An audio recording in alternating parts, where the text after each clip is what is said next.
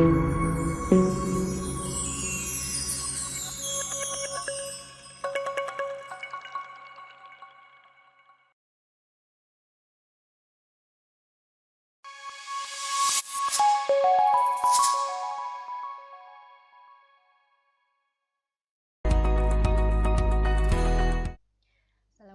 warahmatullahi wabarakatuh. Ketemu lagi dengan biologi. Kali ini adalah pertemuan yang kedua ya. Di pertemuan yang kedua ini kita akan belajar tentang bagian-bagian sel. Di bagian-bagian sel ini yang pertama ada bagian yang bersifat hidup. Contohnya adalah protoplasma yang berisi inti sel, sitoplasma ini merupakan cairan ya yang berisi zat-zat terlarut. Kemudian ada organel-organel sel. Kemudian yang kedua adalah bagian yang bersifat mati. Di sini ada dinding sel dan ada vakuola yang nantinya biasanya ini adalah sebagai pembeda antara di sel tumbuhan dan yang ada di sel hewan. Ya, nanti lebih jelasnya kita akan kupas satu-satu apa saja fungsi-fungsinya. Ya, berikut ini adalah analogi ya, nanti bisa dibaca sendiri. Nah, ini adalah secara umum isi dari sel ya. Kalau kita perhatikan dari gambar ini merupakan sel hewan karena di sini ada flagellanya ya. Flagella ini merupakan alat geraknya. Kemudian nah ini adalah komponen-komponen yang mengisi dari sel.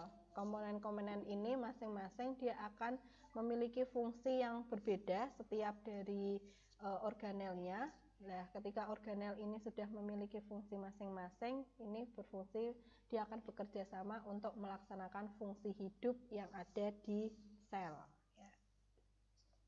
Yang pertama, ini ada membran sel atau disebut juga dengan membran plasma. Ya.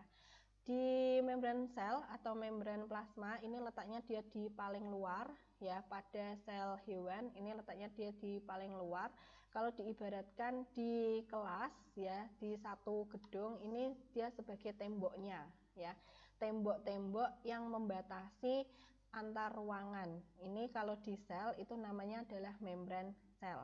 Nah, tembok ini berfungsi untuk apa? Ini berfungsi untuk pelindung agar diisi di dalamnya itu tidak keluar ya. Selain itu, ini juga dia berfungsi atau melakukan seleksi terhadap zat-zat yang siapa saja yang boleh masuk dan siapa saja yang boleh keluar. Ini yang mengatur adalah membran sel atau membran plasma karena di sini dia bersifat selektif permeabel.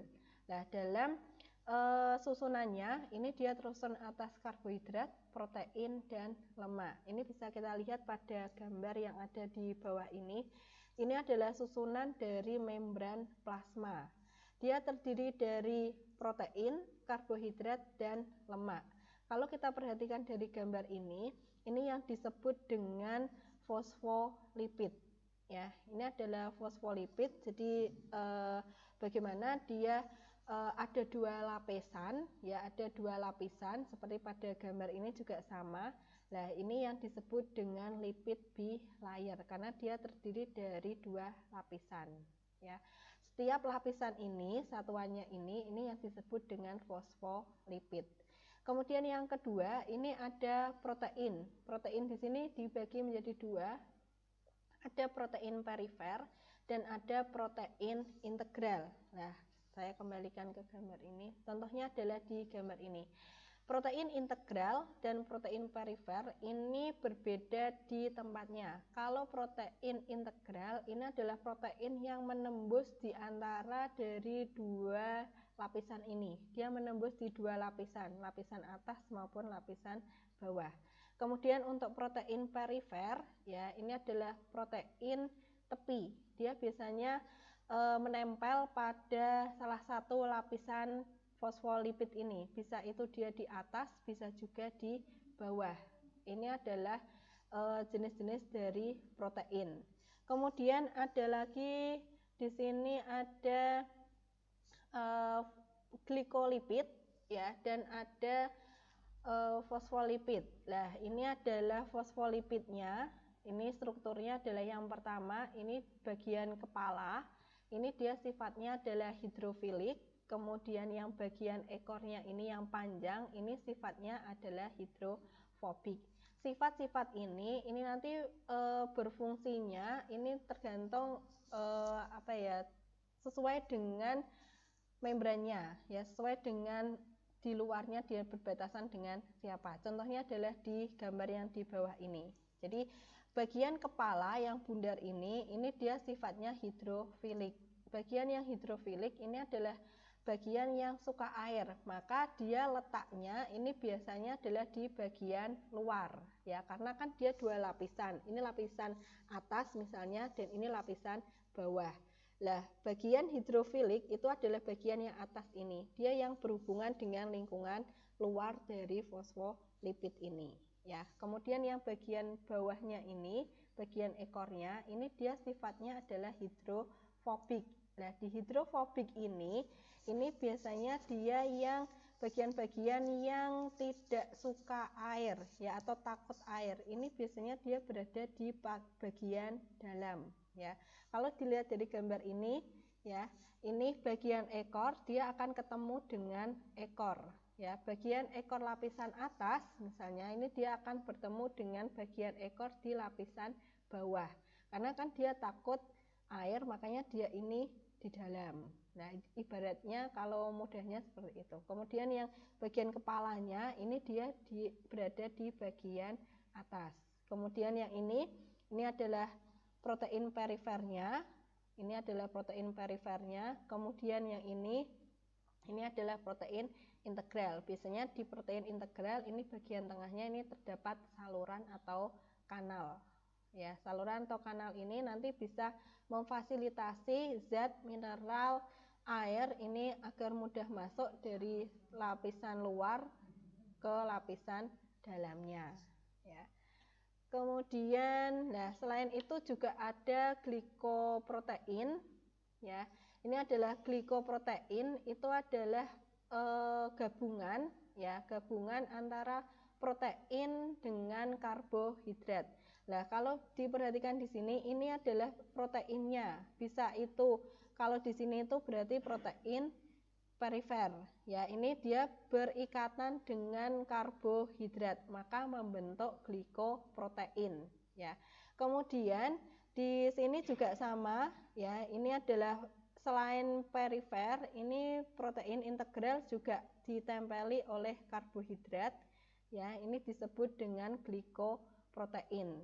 Kemudian ini lebih kompleks lagi di gambarnya, ya. Ini ada glikolipid, ya. Kalau glikolipid itu berarti bagian dari kepala fosfolipid ini dia berikatan dengan karbohidrat. Jadi yang bercabang-cabang di sini ini adalah karbohidratnya, maka dia membentuk glikolipid. Kalau yang dia berikatan dengan karbohidrat dan protein ini disebut dengan glikoprotein. Kemudian di bagian sela-sela, ya, dari sisi-sisi dari fosfolipid ini biasanya ada yang berwarna kuning, ya, seperti pada gambar ini yang disebut dengan kolesterol, ya. Jadi kalau kita lihat pada gambar yang di depan ini sudah kompleks sekali, sudah banyak sekali contohnya, ya. Ini adalah protein perifernya, ya, ini adalah protein integralnya, ya. Nah, ini adalah kolesterolnya.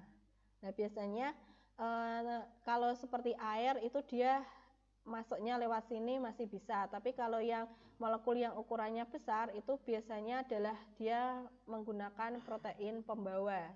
Contohnya adalah protein integral ini, ya. Kemudian yang kedua ini ada nukleus, ya. Komponen utama selain membran sel ini ada nukleus atau inti sel. Ini ibaratnya kalau di satu kelasmu itu ini diibaratkan adalah ketua kelas. Ketua kelas itu kan fungsinya untuk mengendalikan, ya, mengendalikan dari kelas ini, yang mengatur dari kelas ini. Lah, ini pengaturannya ini diatur oleh inti sel atau nukleus. Di dalam nukleus ini terdapat informasi genetik, ya, yang bisa menurunkan ini berupa DNA, kemudian di sini juga terjadi penggandaan atau transkripsi dari DNA. Nah, ini kalau kita lihat dari gambarnya, itu adalah seperti yang ada di samping ini. Di sini biasanya kalau di full ya, di struktur dari sel yang full itu biasanya dia yang bundar gede. Nah, isinya apa saja di dalam inti sel? Ini ada 3 bagian. Yang pertama ada membran inti, itu adalah bagian yang paling luar. Kemudian di dalamnya ini bagian nukleoplasma, ya. Kemudian di paling dalam lagi itu adalah bagian nukleolus, ya. Ini adalah anak inti. Di bagian membran inti ini ada 2 lapis yang berfungsi untuk membungkus, ya. Di bungkusannya tersebut, di lapisan luarnya ini terdapat pori-pori yang digunakan untuk pertukaran zat dengan sitoplasma. Jadi gambarnya adalah ini. Nah, ini adalah bagian luarnya, ya, bagian luar atau membran dari nukleus. Jadi pembungkusnya itu adalah membran nukleus, ini yang paling luar, ya. Di sini terdapat pori-pori. Nah, seperti pada gambar yang di bawah ini, kalau diperbesar itu adalah ini, ya. Ini berfungsi untuk mengatur perjalanannya pertukaran, ya, dengan sitoplasmanya. Kemudian di bagian tengah, ya, ini ada nukleoplasma. Jadi cairan yang berada di dalam inti sel. Di sini kaya akan protein, enzim, nukleotida, dan benang-benang kromatin yang nanti dia akan menjadi induknya dari genetika kita, bisa menurunkan sifat kita. Kemudian di dalamnya paling dalam itu ada nukleolus. Nah, itu adalah ini. Yang paling dalam ini adalah nukleolus, itu adalah anak inti, ya. Anak inti ini berisi gen-gen yang menurunkan sifat. Nah, nukleoplasmanya itu adalah ini, cairan yang berisi di dalam inti sel ini, ya. Kemudian yang di sini tadi ini adalah membran plasmanya, ya. Nah, ini juga sama, ya. Nah, ini adalah pori-porinya. Jadi di sini nanti dia akan mengatur pertukaran dengan sitoplasma antara cairan yang ada di dalam sel, di dalam nukleus ini dengan cairan yang di dalam sel atau sitoplasma. Ya, ini terdapat banyak sekali, bukan yang titik-titik ini ya. Kalau yang titik-titik ini itu adalah si ribosomnya. Kalau pori-pori, ya, itu adalah yang ada lubang di tengahnya. Nah, ini di dalam nukleoplasma ini terdapat kromatin itu adalah benang-benangnya. Nah, ini kelihatan ya, ada benang-benangnya, ini adalah kromatinnya. Kemudian nukleolus ini anak intinya, ini dia berisi gen-gen pembawa. Ya, ini adalah fungsi dari inti sel, ini dia sebagai pengatur dari metabolisme dari sel, ya. Kemudian saya cukupkan di sini dulu, nanti kita lanjutkan dengan materi selanjutnya adalah sitoplasma beserta dengan organel-organelnya. Kita lanjutkan pada video berikutnya, ya. Silahkan dipelajari, ya. Untuk materi berikutnya saya akhiri. Wassalamualaikum warahmatullahi wabarakatuh.